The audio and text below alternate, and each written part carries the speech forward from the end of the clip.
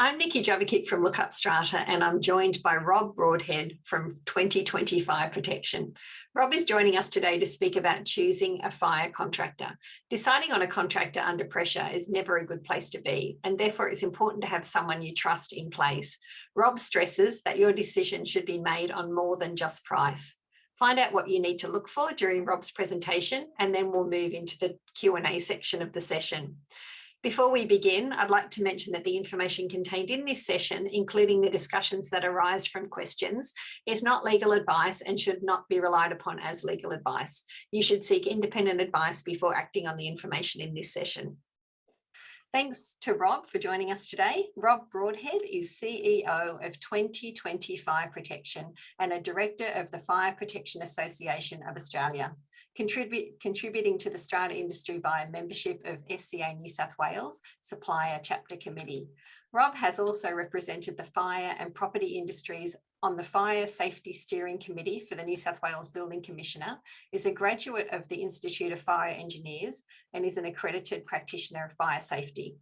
2025 Protection is a strata services specialist company and a silver sponsor of SCA New South Wales. Its employees, including Rob, contribute regularly with technical support to all strata-related industry bodies, blogs, podcasts, information sites, and more. Rob is passionate about improving knowledge around fire safety so strata managers, occupants and owners can make good decisions about fire protection before the worst occurs. 2025 Protection appears in the LookUpStrata monthly New South Wales strata magazines and regularly contribute to questions about fire inspections, fire doors and general fire safety in strata received from the LookUpStrata audience. Just one of the New South Wales Q&A articles that Rob has contributed to receives around 2,000 views a month. Welcome, Rob, and thanks so much for being here this morning. Thank you, Nikki. It's great to be here and great to speak to everyone to actually give some of that education to lot owners and strata managers. So I look forward to trying to help everyone understand what we do and how to choose the right person or contractor to do this work. Excellent. Thanks so much. We'll leave you to do the presentation now. Wonderful. I'll just bring it up on the screen. So can everyone see that? Can you see that, Nikki? Yeah, that's great. Excellent. Nick, can you pop it into, is it a presenter mode or is that in presenter mode now? Very good question. Right across the top, there's like a little presenter screen. Is there? I'm sorry, I don't have. No, that's okay. That's fine. That should be fine. Anyway, we can see the screens move forward. Wonderful. So what we're going to talk about is fire protection is a cost. It's a cost that mostly no one wants to pay for until you're literally on fire and running out of the building, about to die. But fire protection and choosing the right person and contractor to do so makes a big difference to your safety when the worst occurs. So what we're going to look at here is what can we do to choose a fire contractor so you're getting the best value for your money. And as we know with everything in this world, the best value for your money is not necessarily the cheapest nor the most expensive. It's a combination of what you need to fulfill your needs. So why are we doing fire protection? And what is it? So one of the first things to talk about is what our fire brigades do out there. So, and they do a lot of data on what happens in fires in buildings. And so one of them is you have 50% greater chance of surviving a fire in your home or apartment or otherwise if there is a working smoke alarm. So that's and if you're going to have a working smoke alarm, it needs to be maintained to make sure it will be there in that situation and be reliable. And smoke alarms, which must be maintained by both yourself and by as a lot owner and by the strata, is only one of the systems in your building that keep you safe from fire. So just some interesting data there. 25,000 fire incidents in buildings in 2021. That's a lot of fires, and our hearts go out to the families of those people killed in the fire in Newtown due to the allegedly deliberately lit fire a couple of days ago. But really, deaths from fire are reasonably uncommon. But we're very lucky in Australia that we have relatively high levels of fire protection required in our buildings when they're built. Whether the quality is there, whether they're maintained correctly is a whole nother discussion, but we have a reasonably high amount compared to some other countries in the world. And so the deaths are reasonably uncommon. But when we say that, we need to have working smoke alarms. We need to have working fire protection systems. And so just like your car, if you don't service it, chances are when you need to go to the shops for that next lot of milk or something you really need, it won't work. And so that's why we're here today, to talk about what do we need to look for in someone looking after our fire protection. We'll talk about what's the right level of service, what should I maintain, how do I choose the contractor, and really your choice has to be based on how important keeping your building, your family, and yourself safe from fire is to you. How do I see the difference between the contractors, and what am I looking for in them in doing so? So firstly, I thought we'd talk about what do we have to do. And so under the legislation, it was the Environmental Planning Assessment Regulation, and now it's a new named one, which I can't get across my head yet, but it's the same effective regulation, requires you maintain the fire equipment and systems in your building. But it doesn't really tell you how to maintain it. It just says you must maintain it. So it's your legal obligation to do so. But being that there is only one Australian standard for maintaining fire systems, and that's 1851/2012, or Australian Standard 1851/2012,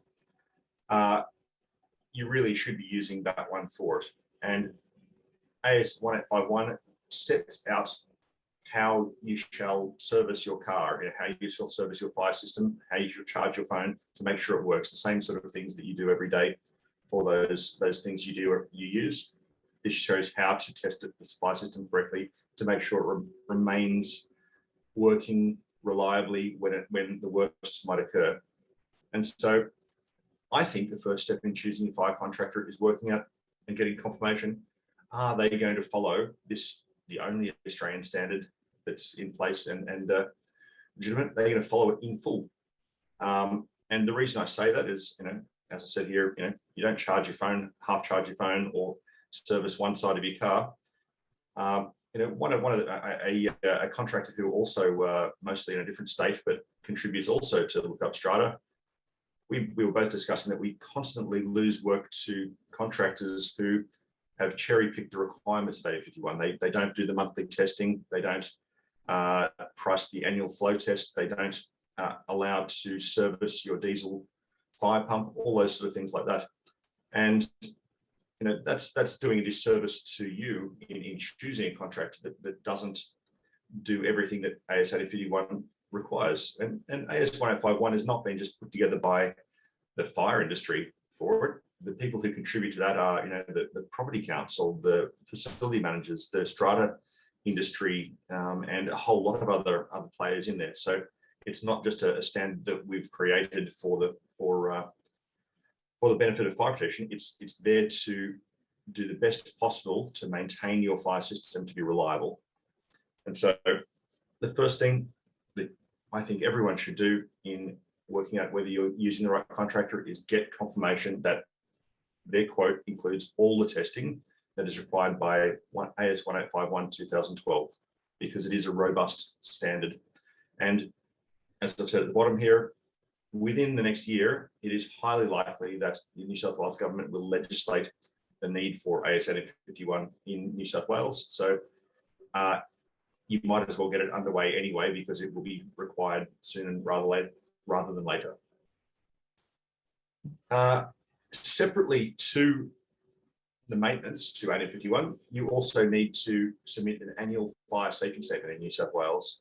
And so maintenance is checking that what is there works, and it's maintaining it to make sure it keeps on working reliably.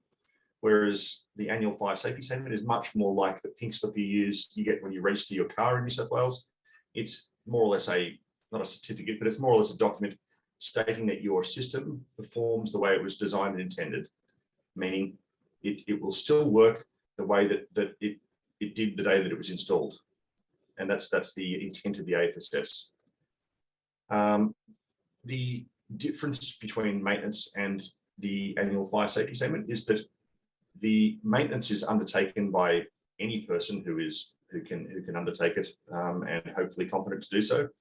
But because there is no legislated accreditation for that yet, but the annual fire safety statement inspection and verification must be done by an accredited practitioner, and they're looking at it differently to the testing. The testing is it there?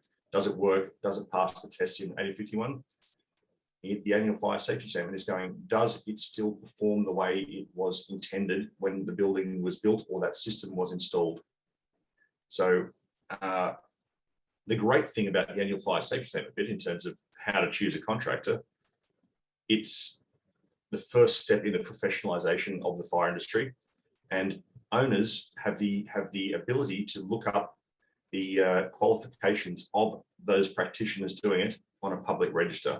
And I'll talk about that a bit more about that in a second. So there's a lot of words here, but in simple terms, you have a register that you can check, and the link is there in here as to who the assessor is that's going to come out and do your work.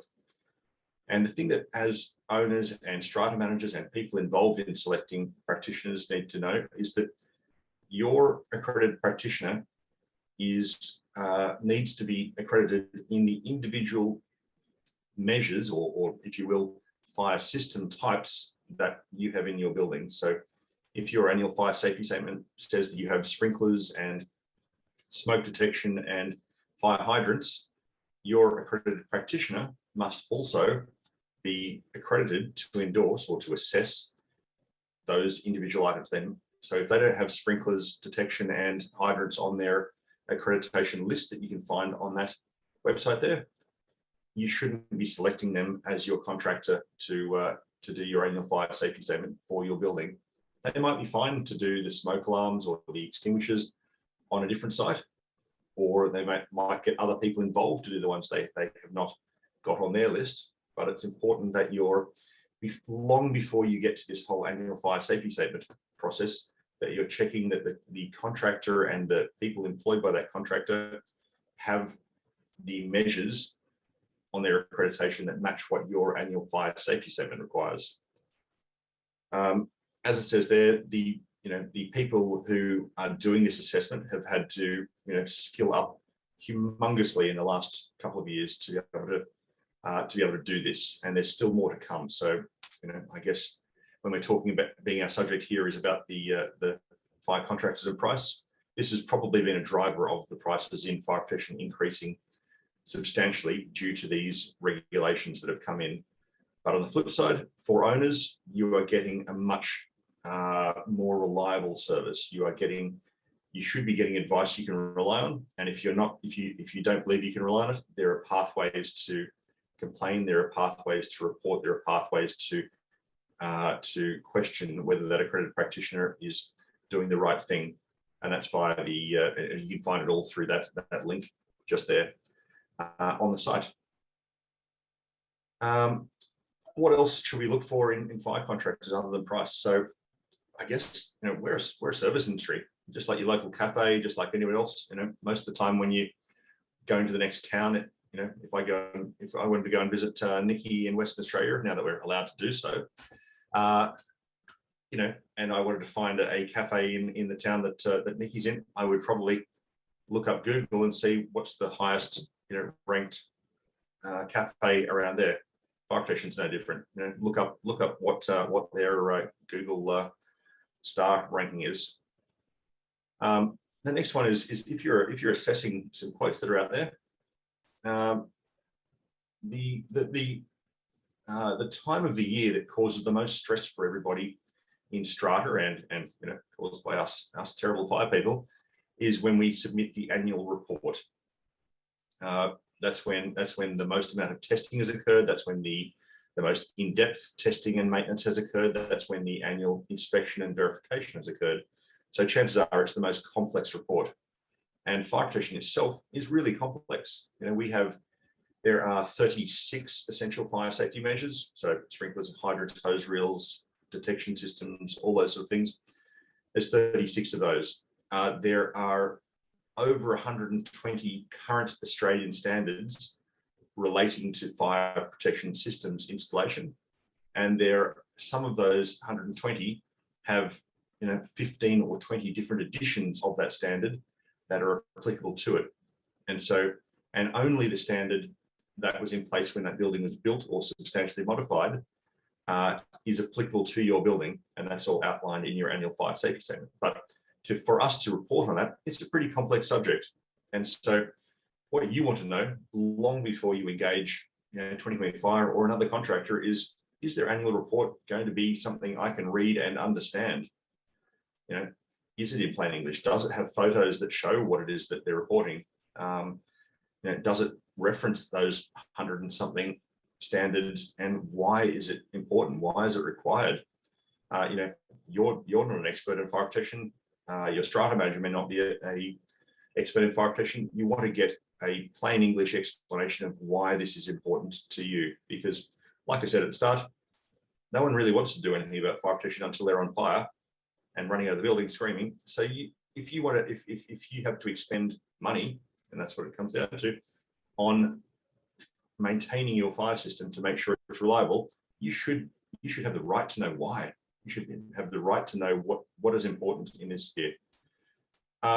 Pretty important, I think, is who should you direct your questions to if you have them, because it is complex. We may not have explained it correctly, so you probably want to know that your contractor is going to have someone available to answer your questions if you need them. And a really important one, and I'll touch on a little bit more about this later, does the report you get outline items that may be duplicated from last year or the year before, and does it self-report on warranty items? So, a really common one is that exit lights that failed last year. I'm sure it failed last year, and sometimes they do. And so I think it's important that us, as if we wish to be trusted, advisors to you, are self-reporting if we find something that we fixed last year. Another one to look for, and I think this one's really important, but I'm biased in my perspective on it because of how we do it, but how are they going to arrange access to get to your unit? I don't know about you, but who hates getting that message from Telstra or or whoever is coming to install that thing in your house saying they'll be there between 7 and 11, or they'll be there between 12 and 6 p.m. and it ruins half your day, doesn't it? Having to wait for them. So where do you see value in your time? And if you do, how is your contractor in advance going to arrange access for you? Personally, we do QR codes, we do a web booking system, we book a specific 10-minute period for the contractor for us to attend your unit. So there's no wasted time.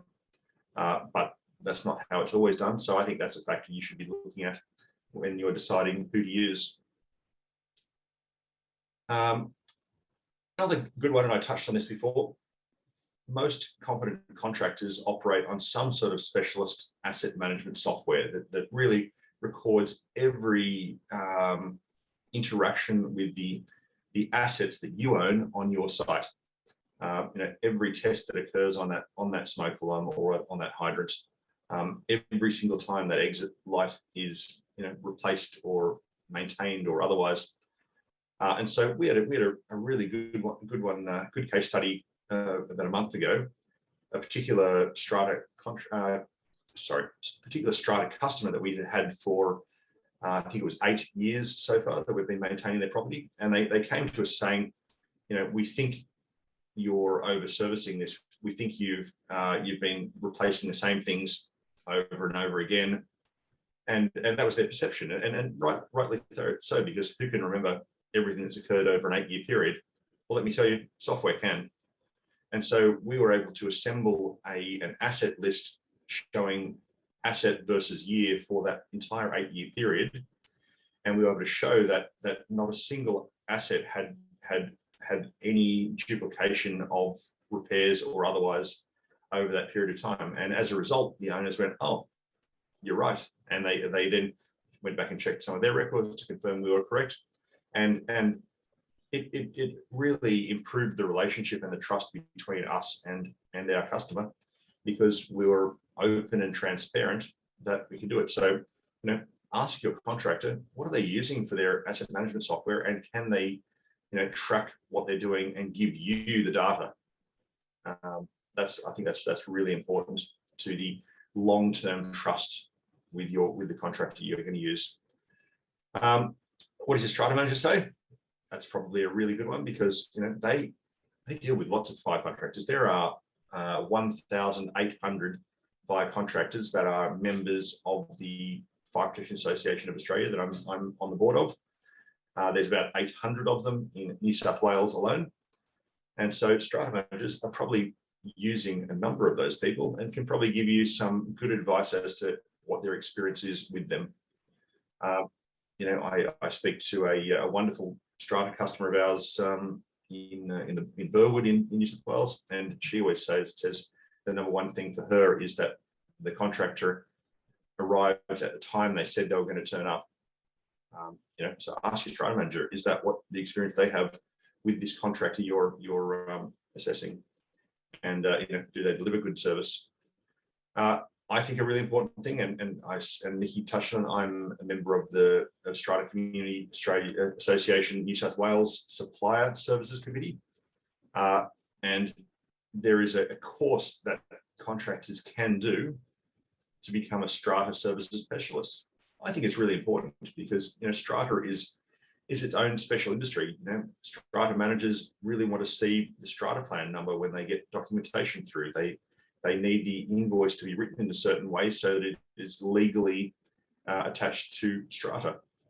And so all of those things are learnt in that strata services specialist course. So if you go to particularly the SCA New South Wales website, you'll find in the listing of all of those contractors, it shows which ones are strata services specialists with a logo. These ones here are probably a little more biased on my side as well. How does the contractor contribute back to their industry and strata? There's, in fire protection, there are technical committees for the Australian standards. There are committees that work on how to better improve this accreditation scheme for the annual fire safety statement. There are boards, there are other things like that. So how do they contribute back to that? And as I said, I'm biased. I'm really talking about myself with SCA New South Wales contributing to Nikki's questions that she sends through, and being on the board of the Fire Protection Association, and newly on this accreditation reference group for it, so we can improve what we're delivering as an industry. How do we contribute back to the community at large? I always think that every person should be trying to help those who are less lucky as they. Look at their website. What's the contractor's approach to training of their staff? So I mentioned before that to do AS 1851 2012 testing, there is no requirements at this point in New South Wales for you to be licensed or accredited for those components, but it's coming. And there is a voluntary scheme called the FPAS, or Fire Protection Accreditation Scheme, for businesses to and the individuals to be accredited to do that work. And so, certainly in my business, we have put all of our technicians through the FPAS scheme once they've passed their probation, to make sure that we're continually improving the quality and of our people, and therefore improving the reliability of your systems because of that. And this next one is I chucked that one in there just a second ago because I went to a wonderful presentation last night by a lovely lady who started OzHarvest in Australia, and she was talking about the importance of values with it. So are the values that you're looking for in a fire contractor matching the values that contractor espouses? So have a look at their website, have a look at mine.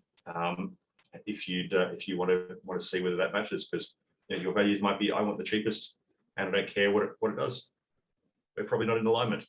Hence why we're doing this presentation. So look at those sort of things. The next section, so that's the end of the formal component of it. But certainly Nikki had some questions that were submitted, which I thought I'd run through some that I've received from Nikki, and then Nikki might put some to me once that's done. So the first one relates to sorry, I'm looking at my other screen now. Relates to, read those out for you if you like, Rob. Did you want me to read those out for you and then you can respond? That'd be great, Nikki. Excellent. All right, that's great. Thank you so much. Before we move into questions, I just wanted to ask you as well, we get lots and lots of questions about access and when fire services are coming out and how they arrange access. So you had mentioned during your presentation that you use a QR code booking system. And I just out of interest, I thought, could you just give us a little bit more information on that system? That sounds really great for our lot owners out there. Certainly. Would you be offended if I brought up our website?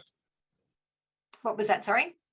Would it be a problem if I brought up our website and shared that? No, definitely. Yeah, do that and we'll have a look at it. I was just interested to see how it works, because I know lots of people write in and say, you know, can they demand access and do I have to give access to them? And there's lots of questions around that point.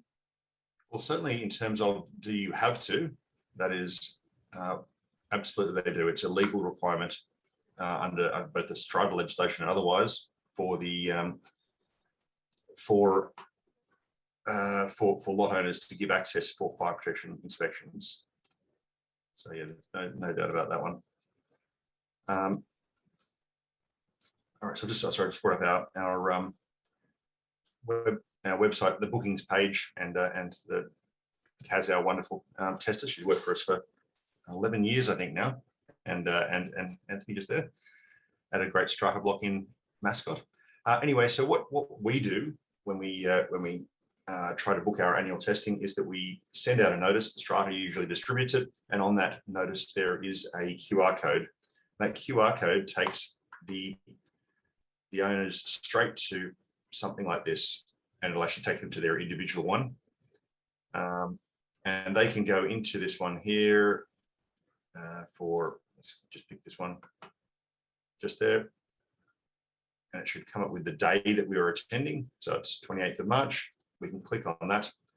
We can plug in the time that we would like. So I've decided I want to have it at 7:50. I won't click confirm, but when I click confirm, I would put in my email address and phone number, and it would automatically send back a calendar invite for that attendance for that time with all the details of our attendance, and our guys will turn up there at that time. So what it means is that for owners, they aren't having their time wasted. We're going to be there at that time. And they get a reminder, so that it's not like this thing that they booked 2 weeks out and then completely forgot about it. It's helping them to know that that's what we're doing. Excellent. That looks great. Yeah, it does. That's wonderful. Thanks, Rob. That's it. Wonderful. Okay, we might move in now that we've had a look at that. I hope everyone was okay with us looking at that. I was just interested to see how it worked. But we'll move into the questions now, as Rob mentioned. So the first one that we had was in from Diana, and Diana's asked, I live in an Art Deco building built in the 1930s. There are 5 units in the building that have had rewiring done in the ceiling. The committee's stalling the decision to carry out the rewiring in the remaining 7 units. Surely this poses a safety fire risk, and how can I ensure the repairs are completed as soon as possible? I would love to give you a simple answer on that one, Diana. In terms of does it pose a fire safety risk, it probably does. There's lots of evidence that old wiring, and back in the 1930s, a lot of wiring was really copper wrapped in tar and canvas. So highly flammable stuff wrapped around electrical wire. So yes, it probably does. But in terms of from a fire safety perspective, there is nothing in the fire safety inspections or legislation that says we should be inspecting it or enforcing it. The requirement to do it really is the owner's corporation's choice. The only other enforcement angle for that is via council or the fire brigade putting a fire order on the building, which is, it'll get enforced, but the blowback for what else they may require you to do may not be pleasant for anybody, because councils, their job in New South Wales under the legislation is to bring every building up to a current level of life safety, which is a pretty broad statement, but essentially means if they end up in there giving you a fire order, you will end up with lots and lots of more fire protection systems than probably was installed in your building in 1930s. So yeah, I would suggest that your action should be via the owners corporation and Strata to try and push that and make sure they understand the dangers of it. There's quite a lot of stuff on the internet on old cables and the risk to do with them. that answer that one? You're muted. Excellent, thanks. Sorry, I just muted myself so you wouldn't hear me typing there. Peter has asked, every year we have to pay tens of thousands of dollars for modifications and remediations to meet fire safety requirements to our 11-year-old building. It's got 55 units. The fire safety certificate is withheld until these modifications are completed. Some costs are said to be due to new regulations. Are we being over-serviced or gouged? Are the recommendations regarding fire safety requirements submitted to government by the fire service industry self-serving? Very, very broad question without the context of it there, Peter. There are almost no requirements for upgrades to fire systems in the new legislation that has come out relating to annual fire safety statements.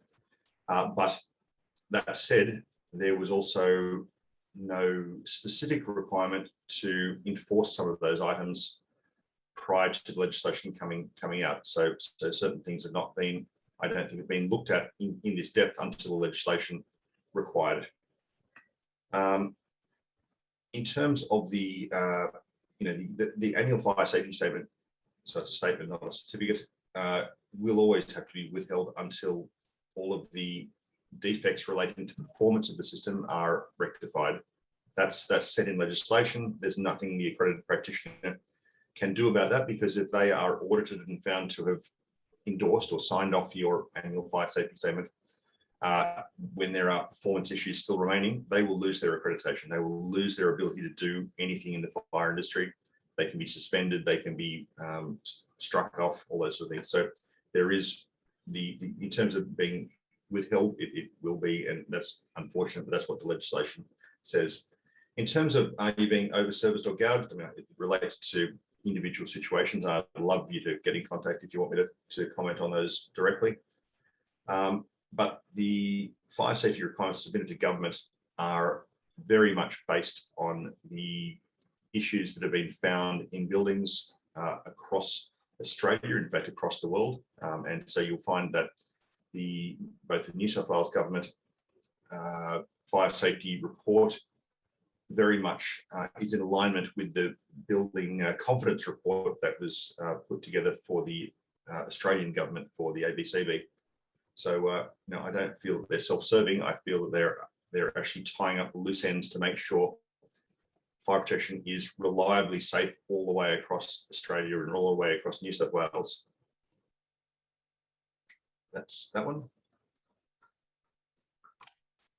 Thanks, Rob. Okay, so we've got one from John. Do fire contractors look at compliance with bushfire management plans that are part of the development approval? And do fire contractors check fire risk within lots? Example, flammable rubbish in garbages and exclusive use areas like gas barbecues, etc. So to answer both of those, generally, no. Neither of them are specifically related to fire protection, inspection, testing, maintenance, or the annual fire safety statement. However, there is some crossovers. Some components of bushfire are occasionally listed on the annual fire safety statement. If they are, they would be inspected for that. But if they are not, they would not.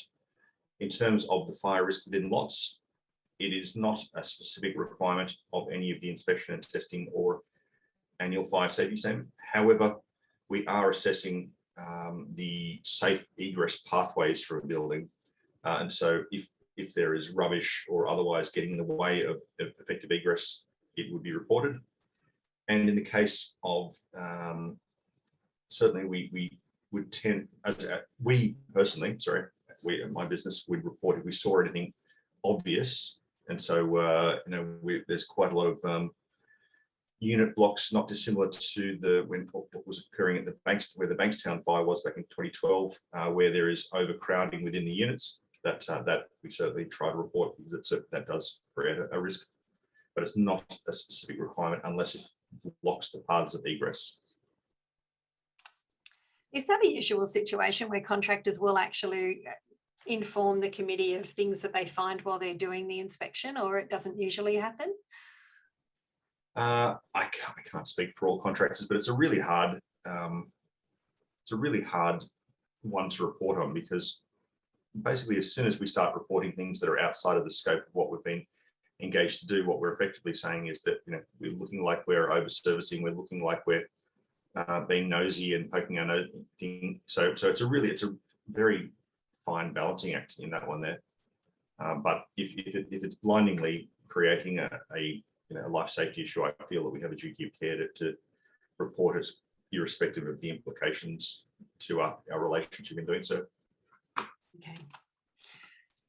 We had a question from Corey saying, what exactly is a block diagram, and are they mandatory in all strata buildings? So Corey, block diagrams are essentially a map style system showing how that particular fire system works.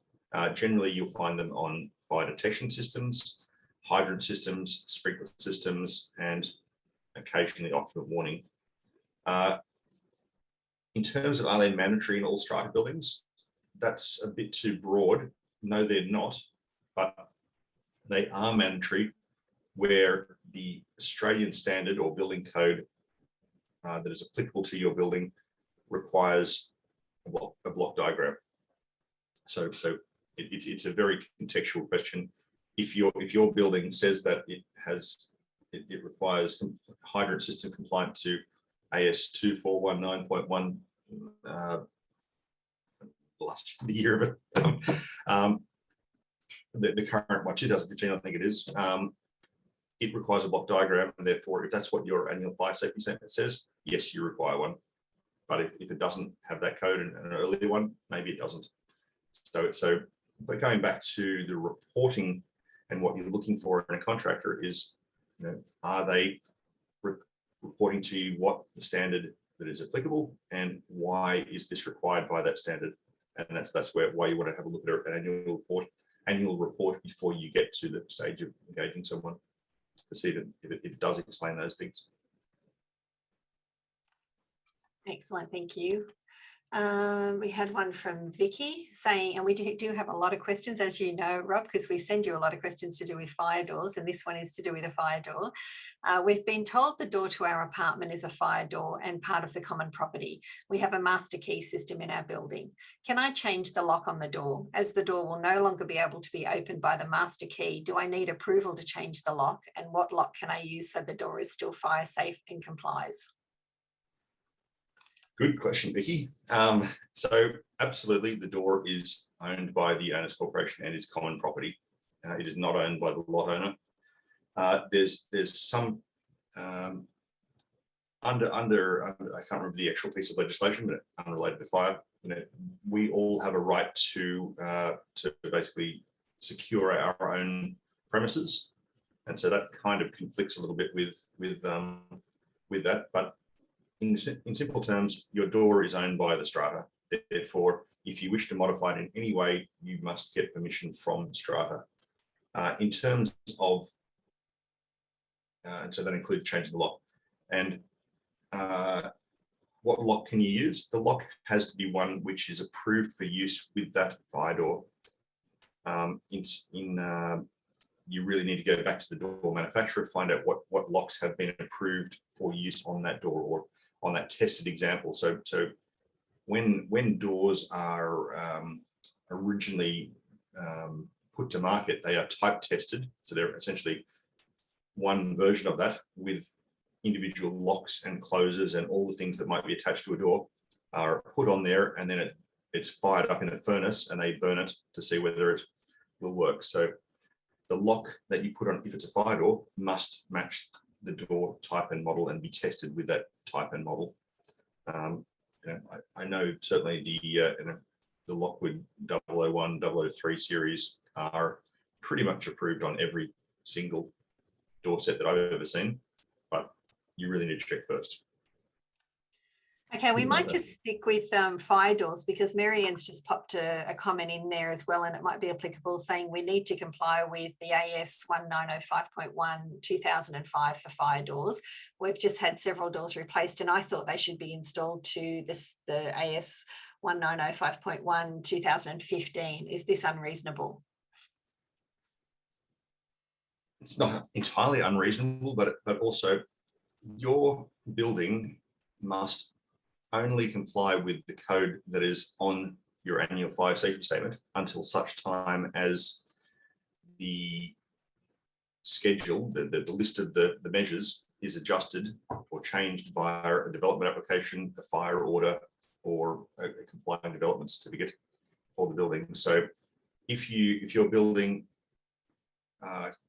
currently requires 1905.1 2005, the doors going in should be compliant with 2005, not 2015. It's not to say the 2015 ones won't be, they probably would be okay, but it makes, you're confusing the issue with council, and as soon as council sees that you've installed a couple of 2015, they may decide to enforce that every door in the building has to now comply with 2015, in which case you've replaced several doors. You now have to replace all of the doors for no benefit whatsoever. So if you're doing maintenance related work related to the annual fire safety statement, it's important that it is to the code listed on the current annual fire safety statement. And where is that statement kept, Rob, as well? Is that kept with the Owners Corporation's records of the building, or the strata manager usually holds it? It's usually held by the strata manager. It is submitted to the Commissioner of Fire Brigades. It's sent to council, and there should be a version of it in a prominent place in the building. Okay, so, like in a foyer or something like that. In the foyer, in the notice board, somewhere like that. Okay, great, thanks. And we had one more question submitted. We've had a few that have come in during chat, but we'll see if we can get through this one as well. So John had asked, our strata building has a predominantly wireless fire system. When the fire panel shows a fault, the strata committee will often say it can wait to be rectified when the fire contractor next comes out to check the system under our contract, as the cost of the call out is not warranted. That may save money, but does that save lives? Currently, the fire panel indicates a fault in the underground garage. Any area due to the presence of petroleum that should be fire safe compliant. Sorry, it is an area due to the presence of petroleum that should be fire safety compliant at all times. A fault is a fault and should be attended to. Some faults may not require an out of hours call out. That's a judgment call. That is that's a difficult one. Because there's so many factors involved, but I would agree with the statement: a fault is a fault, and it should be looked at. You know, what we don't know, what we mostly don't know when it comes to a fault is how big is the fault. You know, is the fault one detector that has has spiders or water that's run through it, or a cable disconnected, or is the entire car park now not functioning? And so, if if the strata and the fire contractor can identify that that it's how big the problem is, because maybe it says on the screen that there's just one battery on your wireless system that in one detector that is low or broken from what it shows on the screen. Fair call. It might be a risk management versus cost decision to leave it for the next inspection, because it's still probably going to work, and there's probably other detectors within 10 meters of it that will cover off most of the risk.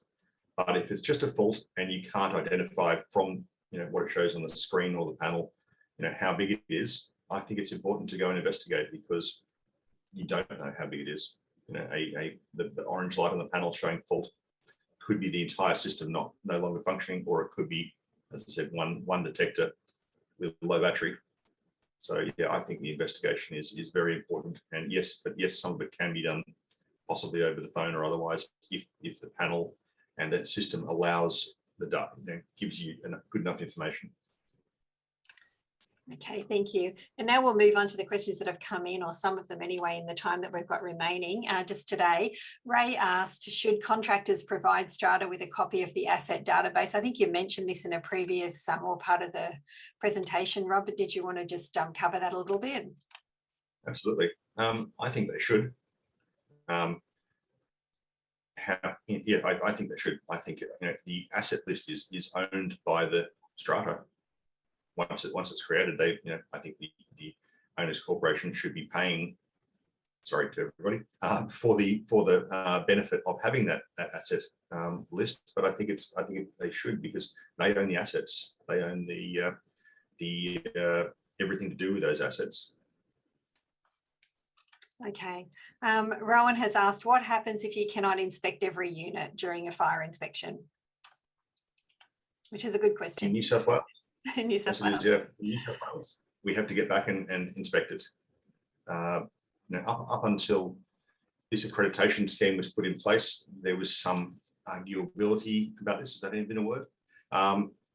Because what the statement you were making was slightly different. But under the current legislation, if the accredited practitioner cannot prove that they have inspected and verified all of the essential fire safety measures, they cannot endorse that measure. They can't sign it off every year. So realistically, we have to go back and re-inspect. So that's what we do.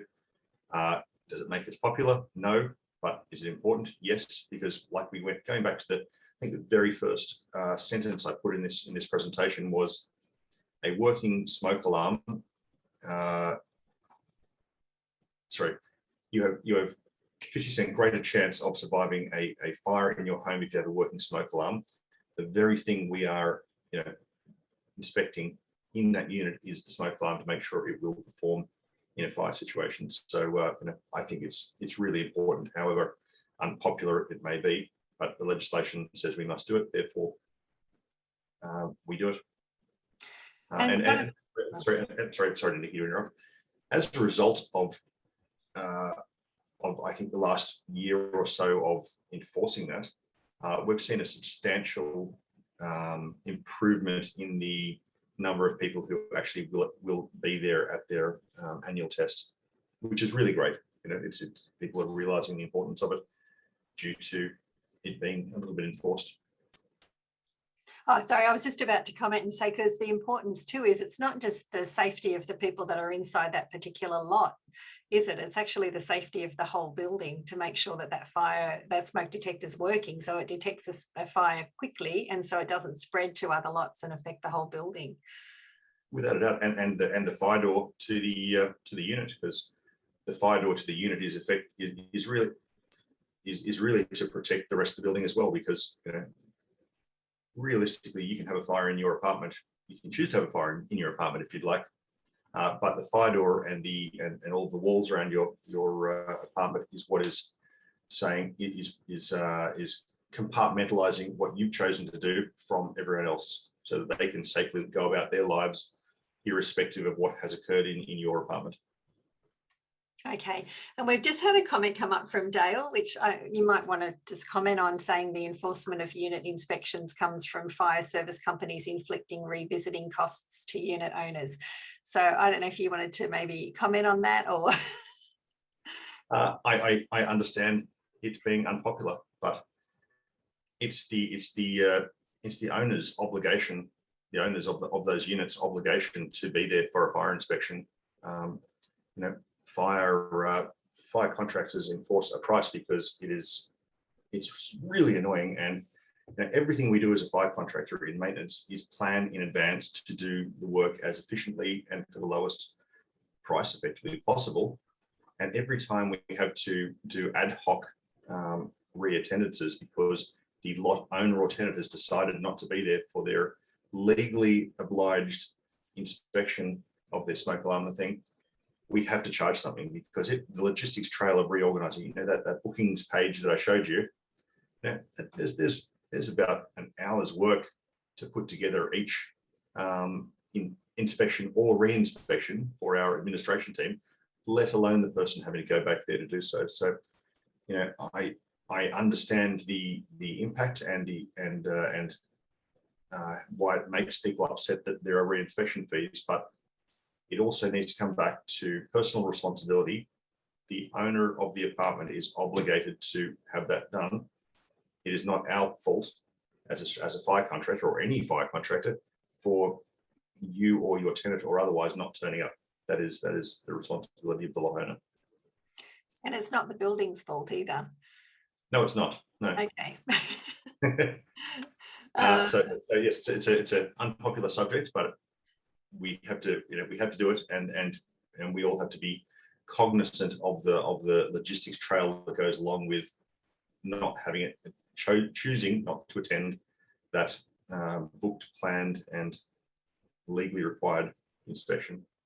Okay, thank you. And we had a question from Marianne. How do you deal with frame tags in an older building that doesn't have them and the original builder is unknown? Frames are reasonably easy because frame tags are not always required, and a frame is a frame, assuming that it is metal and usually backfilled and the like, depending on the code of compliance. It's the issues more come about with when the door doesn't have a tag on it, because a door is only a fire door if it has a tag present, because it's special. It's for that exact door.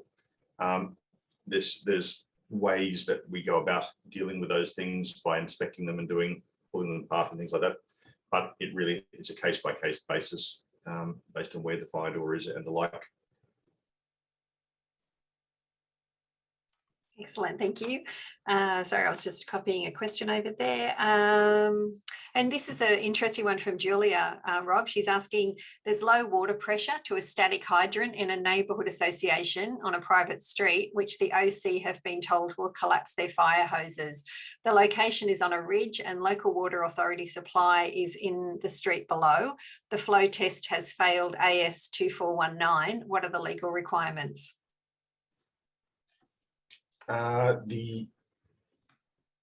The individual version of AS 2419 sets out exactly what flow and pressure that system shall put out, and it doesn't have the exact which year of the code or otherwise in there, and I don't quite understand whether it's static, whether she's talking about an above ground or a below ground.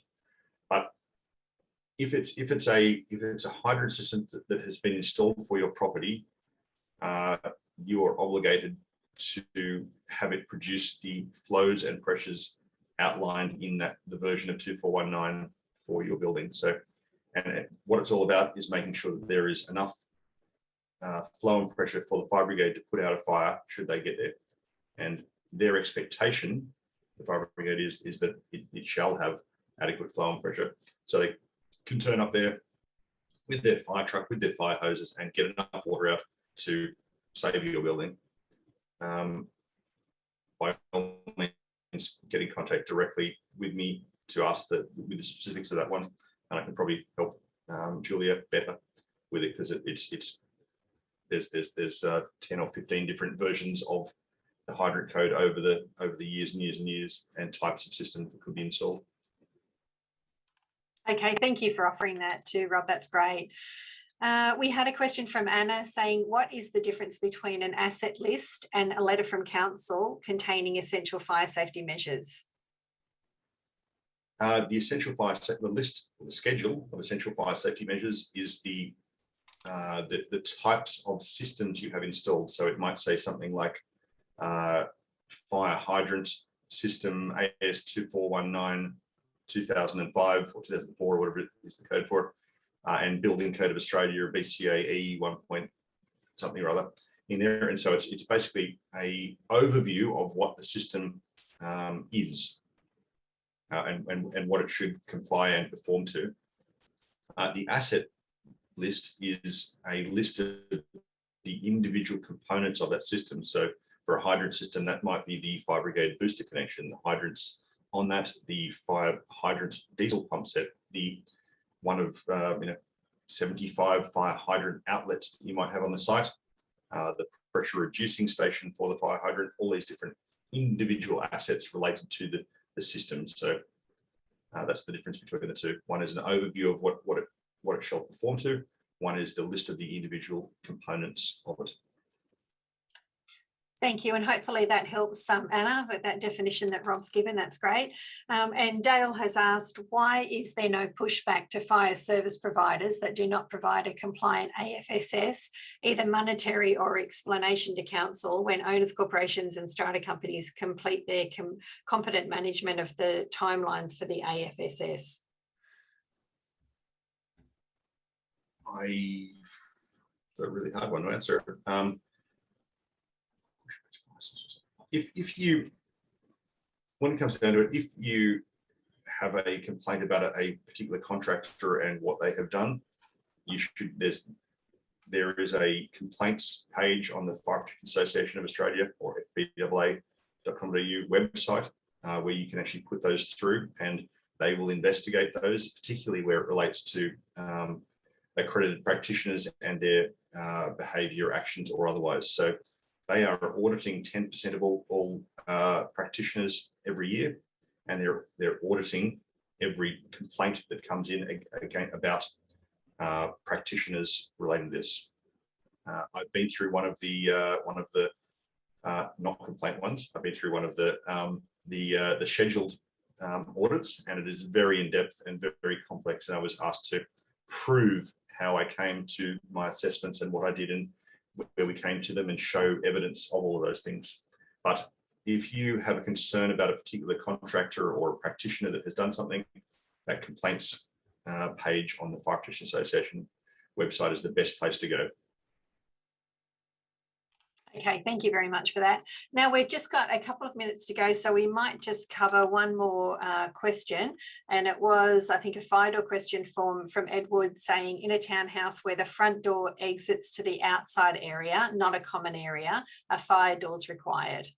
I know it's probably hard to comment with only that amount of information, is it, Rob? Or can you give a response to that one? Generally, if something opens to the outside, it probably isn't a fire door, isn't required to be a fire door. This is general information, not, I'd have to see it, know it, see everything. But yeah, generally, if it opens to the outside, it's not a fire door.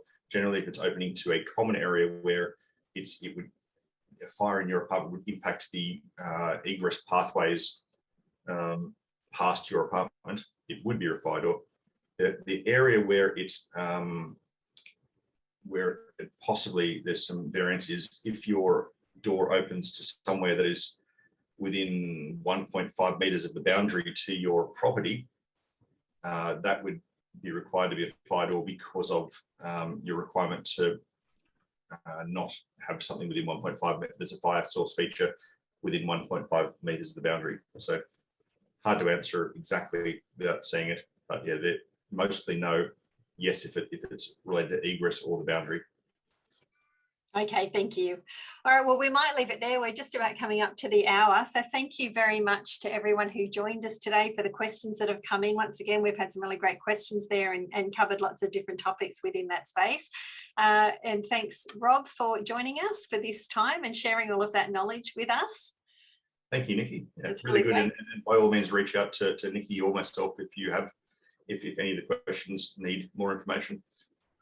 Excellent, and we'll be providing a copy of the presentation itself later today, as we mentioned. We'll also put Rod's link to Rod's slides in there, and we'll also put Rob's contact details, so you can get in touch with him if you do have any of those extra questions.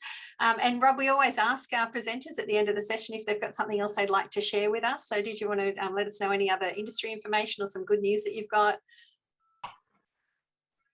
Only that there's a lot of work being done in the background on fire safety, and it's being driven a lot by the building commissioner in New South Wales. So and he started, in 2019, he shocked most of the strata industry. This is David Chandler I'm talking about in New South Wales. Shocked most of the strata industry by saying that he was going to start with getting developers and builders to build trustworthy buildings. And I know Strata Community Association has done a lot with him on that.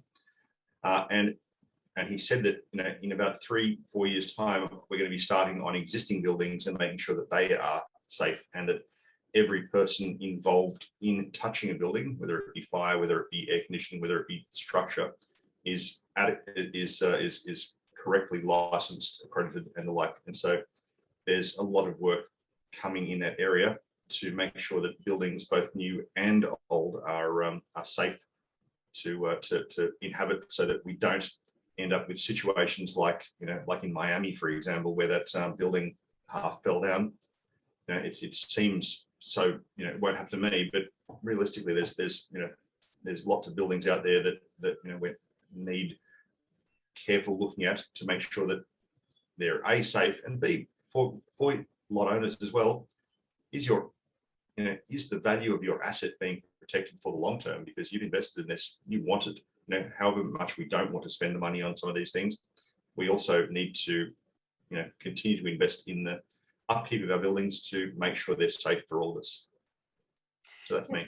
Yeah, that's wonderful. It's been really interesting to watch what's been happening in New South Wales. That's been a huge impact that David's had over the last couple of years, I know. And I know other states are looking at what's happening in New South Wales now as well, and considering what they can do based on that six pillars that he's put out as well. So you're really great to see. That's fantastic, and great to see that he's not only looking at new buildings but also existing buildings. As of course, we've got our audience is made up of lot owners that sit in those existing buildings, and we get so many questions about defects coming through every week. So really, really great to see. And thank you for your involvement in that as well, Rob, because I know you've been involved in all of that too. So wonderful. Thanks for joining us for this educational session. If you gained value from the information, please like this video. You can also engage further with LookUpStrata by subscribing to our YouTube channel or by being kept informed about Strata news via our regular newsletters. Our subscribe link is listed in the description box below.